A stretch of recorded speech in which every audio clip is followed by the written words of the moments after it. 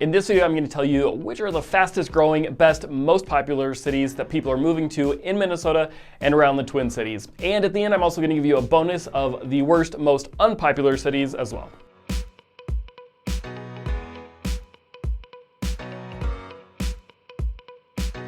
Now, if you're moving to Minnesota or selling a home in the Twin Cities, my name's Joe Carmack, and I'd be happy to help you with any of your Twin Cities real estate needs. So please subscribe to the channel, and you can grab all my contact info down below, and you can also grab a copy of my free home buying guide, which I'll put a link for in the description. All right, let's talk about our most popular cities in Minnesota, and this is compiled from the most recent census data from 2020, comparing that to 2010. So it may actually be a little bit more updated from some of the other videos that you've seen. All right, at number 10, we've got Sartell, Minnesota. And if you're not familiar with Sartell, it's a little city located up next to St. Cloud, Minnesota, which is a ways out from the Twin Cities to the northwest. It grew by just over 21% since 2010, and it's now a population of 19,600. Number 9 is Woodbury, Minnesota. Now, I'm not too surprised by that one. Woodbury is a relatively young suburb off of St. Paul's east side, and it's been growing like crazy. You can check out the full neighborhood tour that we did on that one afterwards, which I'll put a link for. But you're gonna see why it grew by nearly 14,000 people just since 2010, which was an increase of over 22%. Number 8 is Ramsey, Minnesota. This is actually one of my favorite and kind of a little known suburb. This is on the north side, about 20 miles north of Minneapolis. I love Ramsey because you can usually find a little bit bigger lot sizes, a little more privacy. It's usually fairly wooded areas, and it's kind of a slower pace of life up there. And a whole bunch of you must agree because Ramsey actually grew by almost 24% since 2010, and it's currently home to about 30,000 residents. Number 7 is Savage, Minnesota, and this is on the opposite side of the metro on the south end.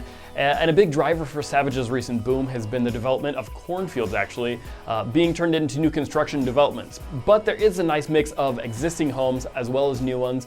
And when you move just a little bit further out, they also get a little less expensive to some of the other neighbors like Eden Prairie or Prior Lake. Savage has grown by more than 25% since 2010, and it's got a population of about 34,000 people. Number 6, Lakeville, Minnesota. Another super popular Twin Cities suburb on the south side is Lakeville. Lakeville's grown by about 25,000 as well, and it's only 0.25% more than Savage, but it's almost twice the size to begin with. So Lakeville's seen their population grow by more than 14,000 in the last 10 years. Now we're on to our top 5, and each of these are actually located on the west side of our metro. Coming in at number 5 is Rogers, Minnesota. Rogers has grown massively in the past few years, so I was somewhat surprised to see it was actually only at number 5. It's been thanks to a super convenient location. It's right on highways 94 and 101, and being just outside the metro has made it really, really popular. Rogers has grown by about 27% in the past 10 years, and it now sits just over 14,000 people. Number 4 is Minnetrista, Minnesota, and this is a little suburb city straight west from Minneapolis, basically, on the backside of Lake Minnetonka, which we've actually got a whole neighborhood tour you can check out in the link description below as well. But Minnetrista is just one of the smallest little cities, great for people looking to be on or near the lake, but wanting to get a little bit further out. It's a small city still, and in 2020, it had 8,648 residents, which was actually a 36% increase since 2010. Number 3 is Otsego, Minnesota. New construction homes have been a huge driver for Otsego, Minnesota as well, creating a huge opportunity for people that again are looking to move a little bit further out of the Twin Cities and wanting a new home. In fact, in the past 90 days, approximately half of all the homes sold in Otsego were actually new construction homes. The city's grown by about 6,000, which was a 44% increase since 2010, making it the third most moved to city in Minnesota. Number 2 is Victoria, Minnesota. Coming in silver, we've got Victoria, which is located on the south side of Lake Minnetonka. It's also got quick access to places like Eden Prairie and Edina, but it's far enough out to see a little bit relax in those sale prices. Currently, the median price is around $500,000, and the city was home to 7,400 people in 2010. They've seen a 47% increase over the last 10 years, and it's now home to just about 11,000 people. And finally, coming in first for Minnesota's most popular cities, Dayton, Minnesota. Dayton, I suspect, will come as a surprise to many, including the locals actually.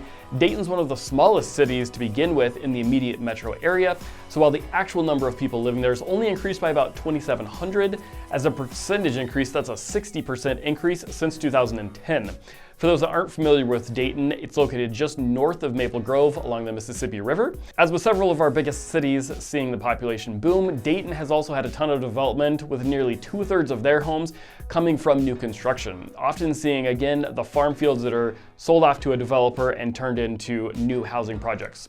Dayton's also got quite a few townhome developments, which means they can fit more people per acre, which should be able to accommodate a lot of new residents. Next up, let's take a look at some of our least popular cities in Minnesota, and you can find that video right here.